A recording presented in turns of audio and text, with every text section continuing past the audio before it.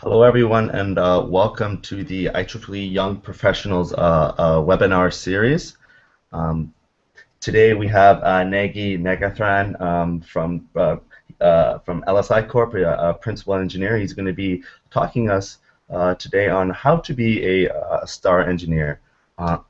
Welcome to the Young Professional webinar series. My name is Matthew Carius. I'm the webinar specialist for the MGA Young Professionals board. I'm also the vice chair of the Toronto Young Professionals Affinity Group. And in case you haven't known or noticed, IEEE Young Professionals will be hosting monthly webinars in 2014 and hopefully into 2015 on effective communication, leadership, and many more ideas to come.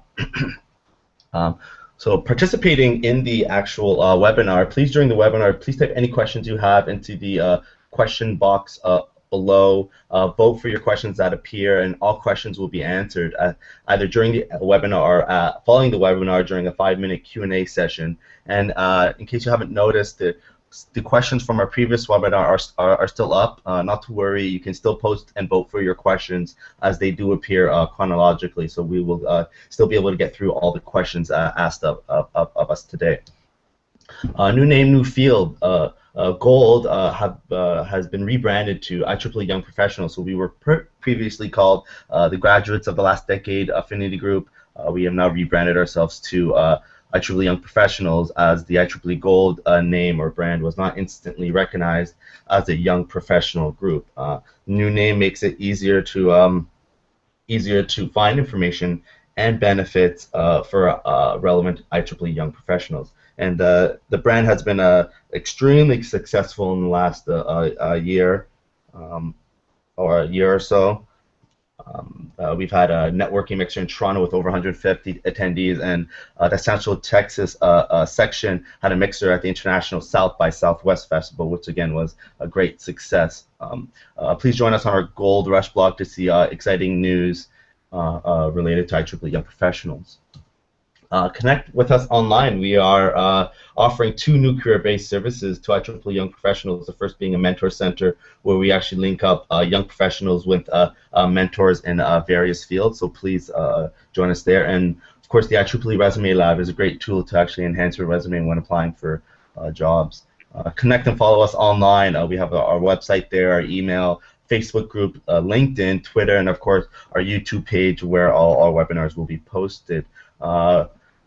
Please join up. Please like our Facebook group, as we are doing weekly IEEE Young Professional members, where we highlight a weekly IEEE Young Professional member in terms of the successes that he or she has done. So today's webinar, like I mentioned before, is how to be a star engineer. Nagy Negathran is the principal engineer at LSI Corp. He's also actively involved in IEEE in terms of the IEEE Princeton Central Jersey section. He's also adjunct professor at the Department of EC at Rutgers University in New Jersey. He has over 25 years of experience, and I'm looking forward to listening to what he has to talk about how to be a star engineer. So Nagy, please go ahead with your webinar, and thanks for joining us. Okay. Good morning, everyone. Can you hear me well, Matt? Yes, yes. Yeah. First of all, thank you very much, Matt. I really appreciate it. Thanks to you and also Mario of the IEEE Young Professionals for arranging this webinar. Thank you very much. Good morning, everyone. How does one transition from an electrical engineer to an electrifying engineer, or for that matter, a mechanical engineer to be a magnificent engineer? Or in other words, how do we transition from being an engineer to becoming a star engineer? So that's what my today's presentation is going to be. They say that today's preparation determines tomorrow's success. So I would like to share some ninja tricks for becoming a star engineer or a great engineer. And this is what my agenda looks like. So a lot of you, I assume, are young professionals. Unfortunately, I don't, fit in that category. But I do want to point out, when we transition from a school world to the industry universe, what happens really. And then, we always talk about stars. So who is really a star? What are really the steps or traits to achieve that stardom? So along the way, I would like to present some anecdotes and also personal experiences in developing some of these traits to achieve that stardom. And finally, I will conclude with a summary listing some of the traits which could be helpful to become a star engineer. One of the references I do want to point out here, which is by Robert Kelly. He wrote a book called How to Be a Star at Work. In fact, he did a survey of many companies. Actually, he did that probably in late 80s, and this book came out in 90s, where he interviewed people from several companies such as AT&T, IBM, and all other big companies, followed many people, their career paths, and then he tried to come up with, what are really some of the traits that successful engineers had. So he had actually several case studies listing some of these things. So some of the things I have taken from his work, and then others are, based on my personal experience. Also, I do want to put a standard disclaimer. I mean, the presentation here reflects only my personal views and experiences, and not of my company. Also, I do want to point out. I mean, Matt, thanks for your kind introduction. When I sent the abstract, we were LSI Corporation, but now we've become Avago. Avago Technologies bought LSI a couple of months ago. So now I work for Avago. So when we hear the word, engineers, who comes to mind? I mean, engineers are the one, who solve problems. So since I'm from New Jersey, I do have to put, the great engineers from New Jersey. Of course, the first one is, Thomas Edison, a great engineer, and then the other three are the transistor inventors, Bardeen, Bratton, and Shockley. So when we talk about engineers, how can we talk about engineers without talking about Dilbert? I'll kind of let you look at Dilbert's view, and hopefully, we don't feel that way.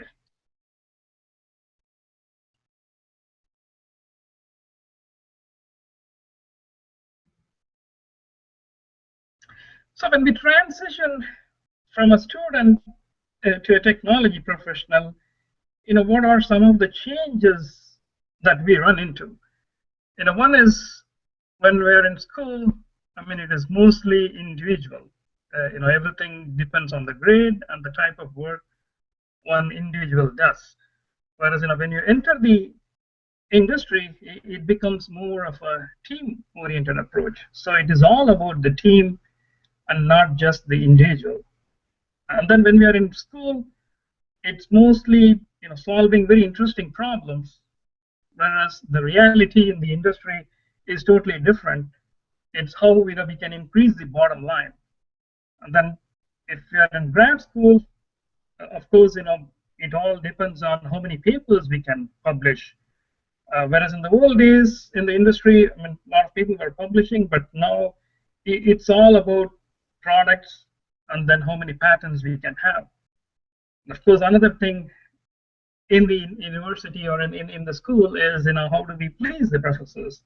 Whereas in the industry, how do we please our customers? Of course, we don't want a guy like this, yelling at the phone as our customer at the other end. So it's all about, pleasing the customers. So the mindset, you can see that, it is completely different when we move from a student life to becoming a practicing engineer.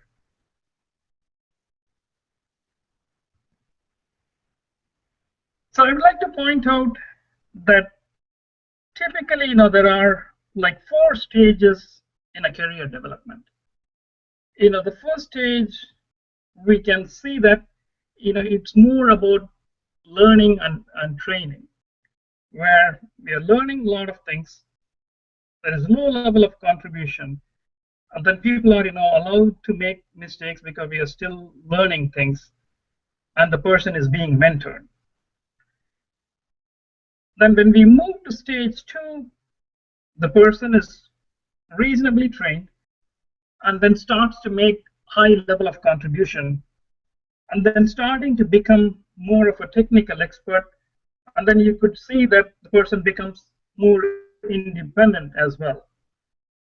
And then imagine you're entering the third stage. Maybe by third stage, we may be out of being a young professional possibly.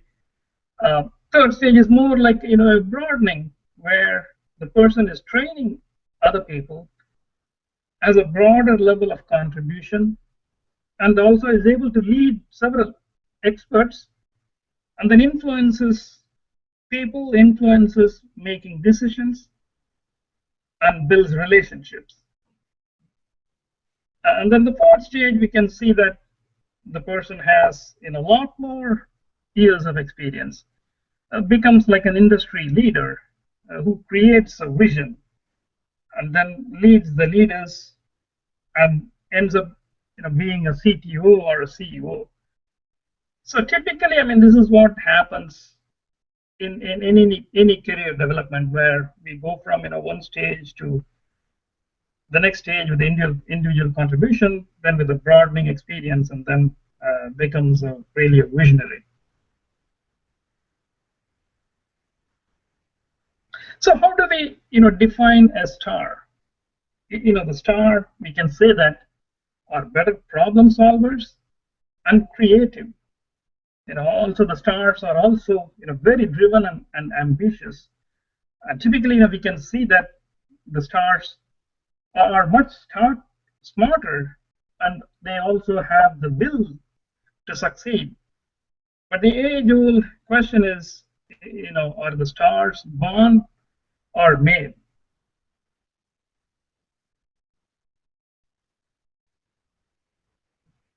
So now let me jump into some of the traits which could help us to become a star engineer. Let me start with the alphabet A. The first one is attitude.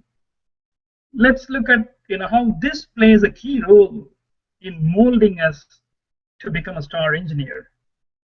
Engineering is, typically it consists of achieving a result which is really based on decisions plus actions. So in order to take a decision and action, the attitude is very important. We always hear about people having a bad attitude, and we always hear about Mr. Murphy, who always says that something can go wrong. So don't be the guy who will be Mr. Murphy. So they also say that always and never are the 2 words that you always remember never to use it. So having a good attitude to do things is very important to be successful. Also it's not what you say, but how you do it is very important. Now, people also say that well done is actually better than well said. Also we need to have the tenacity to follow through with any of our work, because oftentimes we can see that people will forget how fast we did the job, but they will always remember how well we did it. I'm sure a lot of you may be familiar with this quotation, where our attitude more than our aptitude determines our altitude. So the key thing is having a good attitude to do things. That definitely sets us apart. And the next one I could think of, is passion. The enthusiasm really spells the difference between mediocrity and accomplishment. And they say that the pleasure in the job puts the perfection in the work. So whatever we do, if we are passionate about it, then that goes a long way in getting things done. Also, passion is important to make something successful. They say that the failure happens because of two things really. Doing things without thinking about them is one, and then thinking about things without doing them is another one. So these two things would contribute to failure. Whereas if we have the passion, then these two things will not happen. Also, a lot of things, all things are difficult before they become easy. So it's very important, to seek out responsibility which is above and beyond what is expected. Oftentimes people say that we have to be proactive and also take the ownership and responsibility to do things. Since this webinar is organized by IEEE, I thought I can come up with a different acronym for IEEE along these lines, where we need to have integrated excellence in enthusiastic execution. So this is again another famous quote by Einstein, where he says, "I have no special talents. I'm only passionately curious." They say that curiosity killed the cat, but hopefully not that. Curiosity will not kill the cat in engineering. And the next one I could think of is having a big picture. Oftentimes, in old days at least, the engineers were considered to have a depth of knowledge only in one field. We can see that that view is changing now. I mean, people are becoming experts in multidisciplinary things. I mean, a lot of things require knowledge in several areas. That's why they say that someone should be like a T-shaped inverter, a T-shaped innovator. That's what I meant as tall and fat as opposed to tall and thin, which means you have expertise in one area and then a broad level of expertise in other skills like teamwork and communication skills. So it is good to have a broader knowledge at the same time having expertise in one field. And you can see that several companies also hire people with different levels of skills, like companies like Google and Apple, of course, hire people with different set of skills to design things. And also, it is very important to have the project, customer, and competitor perspective when we design things, as opposed to just designing things in vacuum, really. So, and some of the quote by Alexander Graham Bell is, leave the beaten track occasionally and dive into the woods. In getting this big picture, I would like to share, another anecdote. Some of you may be familiar with the magazine EDN. EDN publishes a column regularly, which is called as Tales from the Cube, where they publish articles from engineers, where the engineers share some of the very interesting problems they have solved. One of the articles that I read a while ago is very interesting, how the engineer was able to think outside the box to solve the problem. Automatic test equipment company had installed a machine in one of the customer's location. What happened was, like within 2 weeks of the installation, that company was calling the ATE manufacturer saying that that equipment was not working. So the ATE company was very puzzled because it is a new machine. How come it was not working within 2 weeks?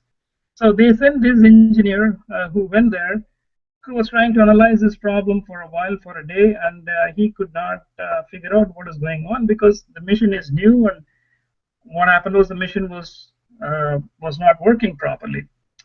Then the next day, he started noticing that a lot of people were going on a coffee break in the afternoon around 3 p.m. And then at that time, he noticed that that's when the machine, the automatic test equipment machine, was not working. Then immediately he started looking at the power supply with the oscilloscope, and he got the idea. The problem was after that company had installed the automatic test equipment, the coffee vendor had installed the coffee machines in the same aisle. So there was power supply interference with the automatic test equipment because they did not really use a good filtering for the supply. Once he changed that filter, everything started working. So this clearly tells that because he was thinking outside the box and he was creative, he was able to solve this problem.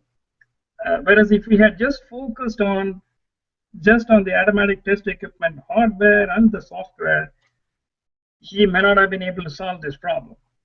So in EDN, you'll come across a lot of these very interesting stories, called as the tales from the cube, which solve very interesting problems. So if you haven't looked at it, I suggest that it may be a good idea to look at those columns to get some ideas. Again, I have to share another quotation by Einstein that, which clearly shows thinking outside the box, that, we can't really solve the problems using the same kind of thinking we used when we created them. And engineering is, paying attention to details. So the next big one I would say is, diligence. So this is very important in getting things done. We all hear about, the carpenter's rule, which is measure twice and cut once. If we believe too much, then we will not notice faults. And if you doubt too much, we will never make progress. And you may have seen this picture, how this was really built somewhere. I'm not sure, but this kind of shows how if we don't have diligence in what we do, this is what will happen. Here for diligence, and I would like to share a couple of anecdotes as well as my personal experience. One of the first chips that I did many years ago was, we had a power on reset in our chip. It was all simulated well, and then the chip came back, but it was dead on arrival. It turned out that the person who simulated the power on reset, he simulated with the wrong polarity actually. I think it was active low, I believe, but then he simulated the power reset being active high. So the chip was really dead on arrival. I mean, there was nothing wrong, but then just a simulation, he assumed the wrong polarity. So that shows that diligence is very important to be successful. And then there are also several epic engineering failures which are due to lack of diligence. One of the examples, I'm sure a lot of you may have heard of this Mars Climate Orbiter, which is a robo space probe launched by NASA in late 90s. It actually entered a low altitude and crashed. That's because the software was in metric newtons, but the ground crew entered in pounds per force. So of course, in Canada, you guys won't have the problem because you've gone metric. So the metric mix-up was a factor of 4 difference, and that's how it ended up in a low altitude and crashed. That shows again diligence, and I'm sure that a lot of as we have heard about the Boeing 787 Dreamliner, you may have heard that there were a lot of delays with the Dreamliner, but anyway, it was all done. But the interesting thing is the biggest problem in the assembling of the Dreamliner was from the smallest parts, which was really the fasteners. The fasteners would not fit, and that was one of the biggest problems they had during the assembly. And then there are also other examples where the rocket launched by the European Space Agency crashed because it had a software issue again, which had a 64-bit into a 16-bit, where overflow happened. These are some of the anecdotes where it shows that diligence is very important to make things successful. So another quote by Jack Welch, do not pursue glory, pursue excellence. So pursuing excellence is being diligent.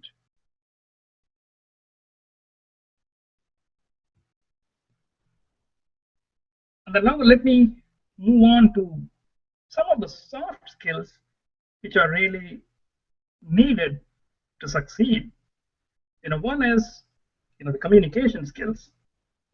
They say that in US, the Congress can make anyone a general, but he or she can become a commander only through communication. So it's very important to have both oral and written skills with communication. Also, the listening skills are also very important. Here, I would like to point out one of the anecdote. A lot of you may have heard of the Challenger disaster, the space shuttle, which happened in early 80s. What happened was there was a problem with the rocket O-rings. The company which designed that, Martin Thiokol, probably they don't exist now, but the engineers knew that there was a problem with those O-rings, but they were not able to articulate that well before the launch of the space shuttle. I mean, they had all the details and everything, but the way they presented, they did not really clearly communicate the issue. And then the launch happened, and it turned out to be a major disaster in the space program. So it's very important to have good written and oral communication. Also, listening is very important. Oftentimes, we do not listen to understand, but we listen to reply. So it's very important that we listen to understand.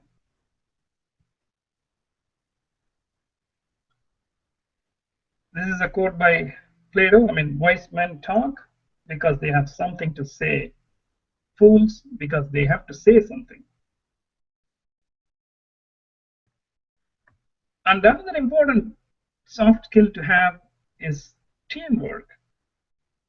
These days, it is really a global workforce.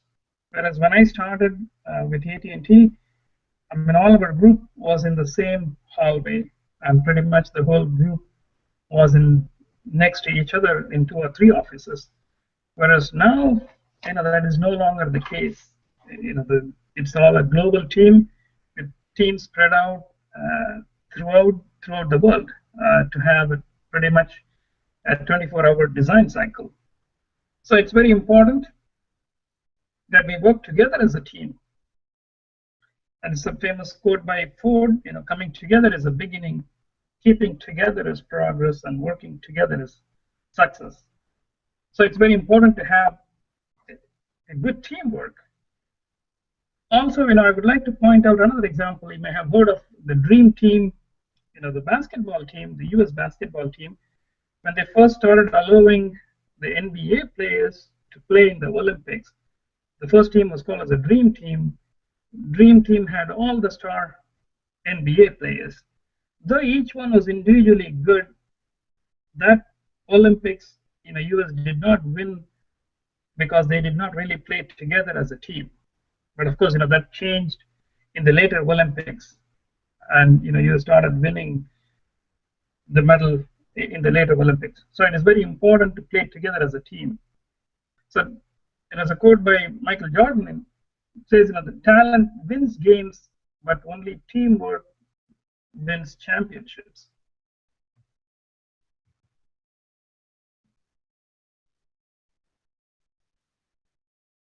So there is a famous SEAL team saying, individuals play the game, but teams beat the odds.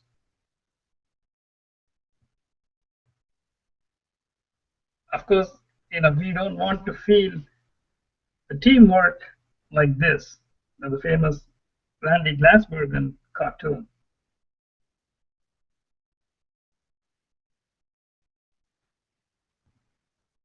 Another soft skill which is really needed is networking. Of course, IEEE provides a lot of opportunities for networking. And we really need to know, who knows the thing. We really can't be a lone wolf to solve all the problems ourselves. Whereas 20 years ago, a couple of us could design a chip, everything from start to finish. Whereas these days, that is not possible. Everything has become so specialized. So we really need to know who really knows certain things so that we don't have to be reinventing that wheel. Also, we need to seek help from the gurus and not really the forecasters. They say that mastery is the ability to make things which is complex appear simple and easily understood. So that is very important, and we have to be very resourceful to solve the problems. Also, we have to be a consensus builder and never burn the bridges. So this quote, it says, a charlatan makes obscure what is clear, whereas a thinker makes clear what is obscure. And that is what is important.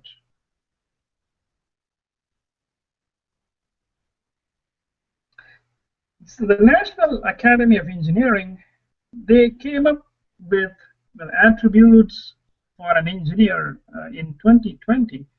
I believe they came up with this several years ago, where you can see Bill Gates, Gordon Moore, and others.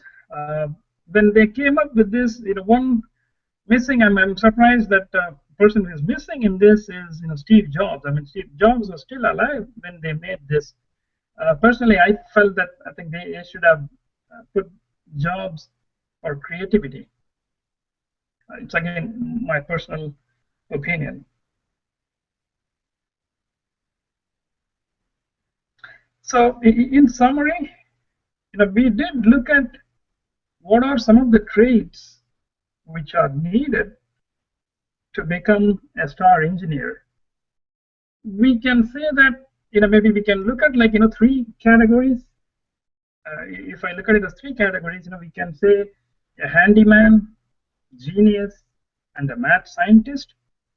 We all know a handyman. A handyman brings attention to details and craftsmanship to the job that needs to be done. Difficult to live without, but a household name, not a very famous name. And then if you look at geniuses like Edison and Ford, they relentlessly tried one after the other until an elusive solution is found. And then a mad scientist, Tesla, maybe even Jobs, we can put in that category, who are idiosyncratic and irrational, then until magic appears. So all of us, I think that may have the attributes of each one. To be a handyman, to be a genius, and to be a mad scientist, and maybe excel in one of them. Some of the traits which could help us achieve that is, the attitude. Having a good attitude sets the trend, really. And then being passionate about doing things, because the creativity is directly proportional to the time that we think about our work, and sweat the details about our work rather than sweating on the small stuff. So we always have to be enthusiastic and passionate. And the third one is, having a big picture of things. That really helps to put a perspective on achieving the results, having a big picture. And of course, it has to be followed by diligence to the details. And the other skills obviously are, some of the soft skills. Communication is very important, both written and oral, followed by teamwork and networking. And of course, IEEE provides a lot of opportunities for networking. So if we follow all this, I'm sure that we all can become a star performer and become a superhero of an engineer. That concludes my presentation. Thank you, Negi, for an excellent webinar on how to be a star engineer. We actually have a lot of questions coming in, so I'm gonna start off the discussion with John from the Falkland Islands. He made the comment, good point on keeping customers happy. However, this method does not necessarily work. Many companies are spending resources internally to keep productivity high within the company. A customer's always right approach can lead to job dissatisfaction. Do you have any comments on that? Or I guess what John is trying to ask is companies are now focusing less on the consumer and trying to keep productivity high, and that obviously leads to job dissatisfaction. So any comments? I mean, if you can repeat one more time, I'm sorry. We are trying to keep, the companies are trying to keep the productivity high and not paying attention to the customers, or the other waivers. Yeah. That was the comment made. So maybe you can comment on that in terms of your own personal experiences. Yeah, it is. I agree. I mean, it is always a balance with that. I do agree that sometimes, I mean, they are trying to please the customers. I mean, they say that the customer is always right, but again, that may not be the case. I mean, if you look at even some of the Apple products, right? I mean, none of the customers probably knew that they want an iPhone or they want a phone with a camera, right? So they were able to design things, and then when it was given to the customers, they all liked it. So that's a good point. Yeah. So it's kind of a balance. Oftentimes, I mean, it is difficult to say that the customer is. It's again depends on the customer. I think the customer is a very big customer, then it poses a challenge on balancing that. I'm sure that not every company could do the same thing, which is a challenging thing. Okay. Moving on to the next question, Anand from India, he makes the comment, good webinar. Where would you suggest to get more training on the soft skills you mentioned in your talk? I mean, again, IEEE young professionals, you are organizing a lot of these things, right? I mean, you also pointed out a couple of them, and I'm sure that a lot of companies also do this. Okay, yeah, that is a good play. IEEE is an excellent resource to get some soft skills. So one more question, another question from Najim from Saudi Arabia. I'm a young electrical engineer working in construction projects. I find it sometimes very difficult to learn and master different fields such as control and power in very short time. How can we young professionals increase our learning curve? Again, I would like to again go back to what IEEE offers, right? IEEE offers, like, for very many of these, let's say, solid state circuits or electron devices society, the various society chapters, they have started doing a lot of webinars. I'm not particularly sure about the control system related area, but I'm sure they may also have, I mean, I know that the solid state circuits and electron devices society, they have webinars. In fact, if you go to the IEEE website and then go to the various societies pages. Uh, all these webinars are listed. But I believe you have to be a member. You just have to be an IEEE member, I think. I'm not sure whether you have to be a member of that society. I'm not sure. And these webinars are also recorded, so which we can even watch it at a later time. So I would suggest that that may be a good resource to learn some of the things. Yeah, exactly. The comment of going to IEEE sections and then societies where you can get more specialized and more information on your own interests or your company's interests is an excellent resource. A really interesting question from India coming in. How do you work with a demotivated team if it becomes a necessity? So how do you increase motivation within a team and to actually achieve your goals better?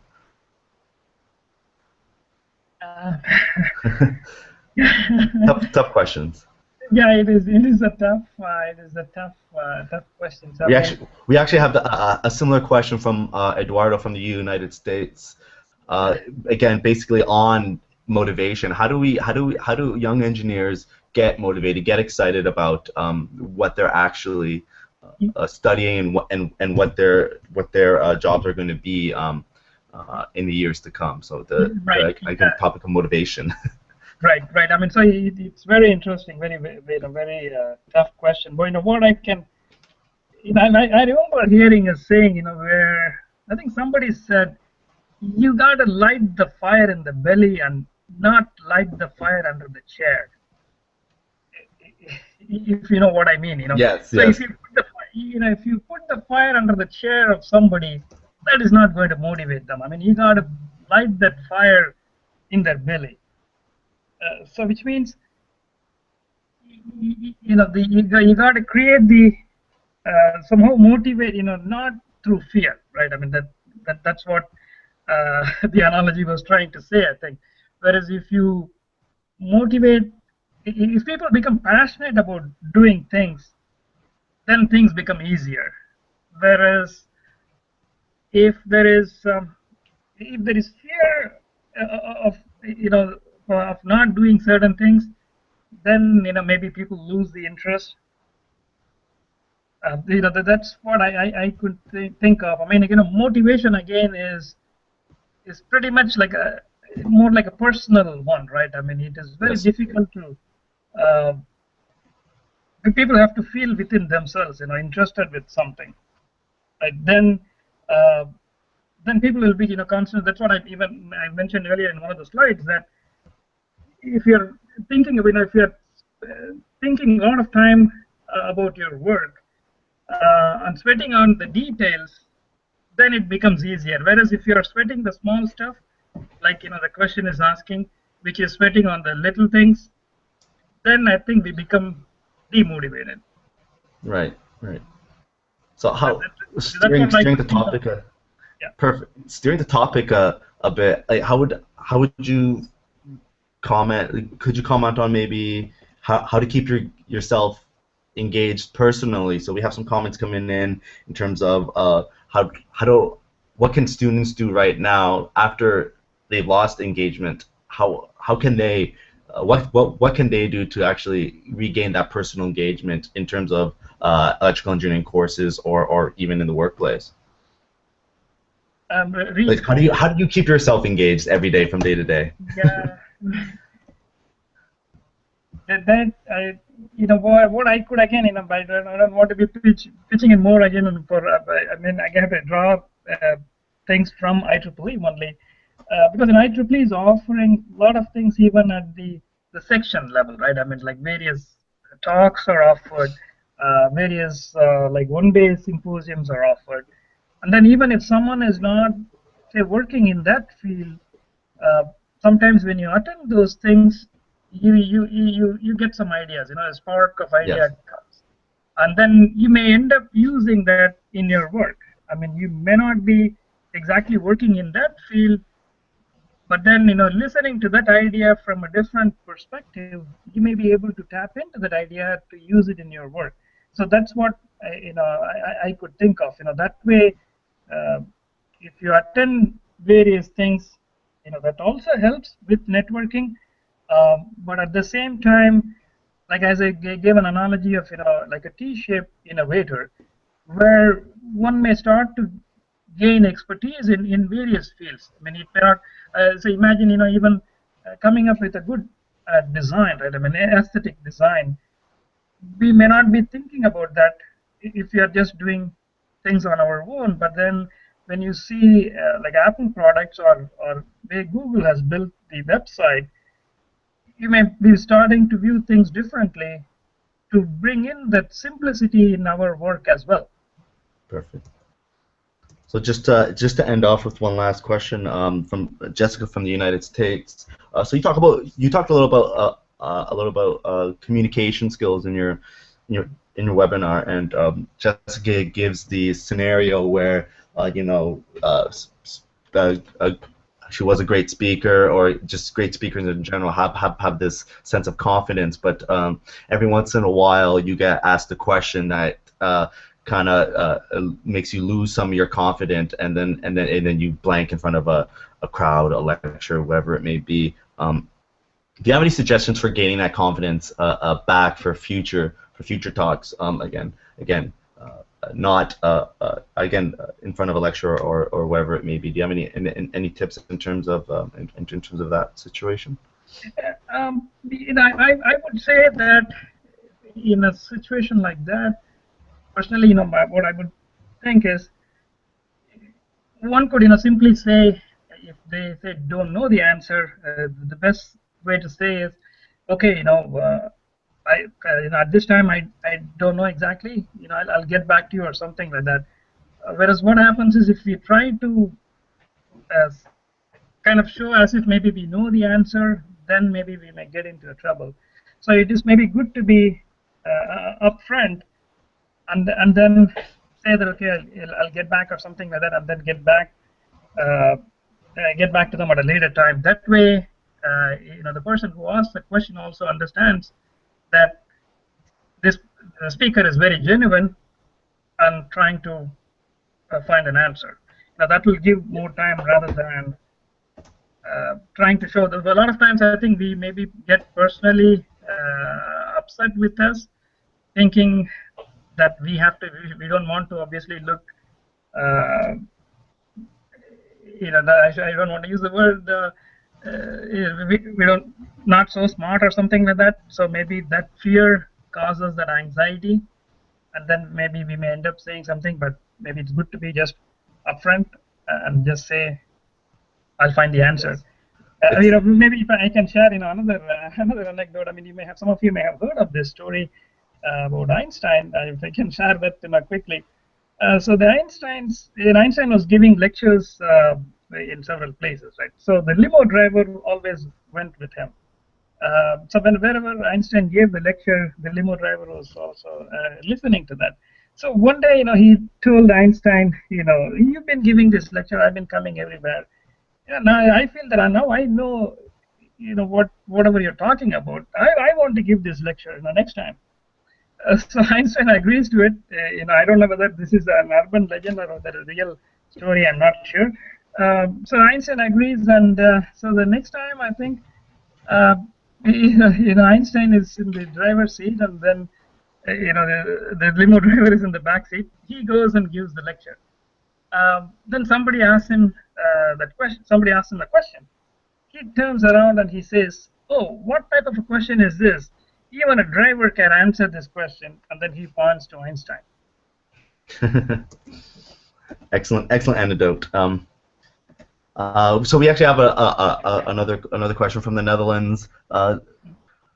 However, current jobs require almost full dedication, leaving little to no room for personal life. Hence, work to live and not live to work is now becoming doubtful. So again, maybe the comment on work-life balance, which you did touch on a little bit, maybe expanding just a little bit more. Yeah, I agree. I mean, that is yes, that is a problem. All of us are struggling with that. I am not sure, if there is an easy way for that. Whereas in old days it was the old movie we had like 9 to 5 and things like that. I don't think anybody works 9 to 5 anymore, since because of the global nature of our things, we are having conference call in the night or early in the morning. The customers are in a different continent, and then the design teams are also spread across. It is a challenge, I'm not sure how to manage that one. Yeah. So I think I'm gonna end the questions at there. There was a comment on why people should become IEEE members past the student member grade, but I'm going to be talking about that in a little bit. Nagy, thank you for giving such an engaging webinar. It's probably the most participation we've had year to date. Once we started the webinar, many questions, very good discussion. So again, thank you for such an engaging webinar. Yeah. Thank you, Matt. I like to really thank you and Mario and the IEEE Young Professionals for organizing this. And I would also like to thank all the participants from different parts, maybe at different time zones. And thank you all, and thank you for all your questions as well. Thank you very much. Perfect. So thank you all for participating. Please complete the feedback survey I will be sending out within the next hour or so. Our next Young Professional webinar is on October 3rd at 10 a.m. Curry Atkinson is going to be talking about working with difficult people and an overview of that. And this is part of a webinar series that he's been putting together for us for 2014. Going back to the comment on why should you be a IEEE member beyond the student member grade. We offer tons of career-based services. I mentioned before the Mentor Center and the Resume Lab. Nagy even talked about some today about getting that experience, getting that networking throughout the many societies that IEEE has. All excellent reasons for becoming a IEEE Young Professional member. Again, the Mentor Center, we put you in contact with a mentor that can help you guide you through the many career transitions young professionals have. Resume Lab, you can many tips and tricks to make your resume great. Suggestions for other young professionals projects and services, please email us at the email shown there, and of course join us on Facebook, on our website, and LinkedIn, Twitter, all modes of communication. From that, I would like to thank everyone for participating. Please join us for our young professional webinar again in October, and thank you all for participating. Thank you very much. Bye-bye.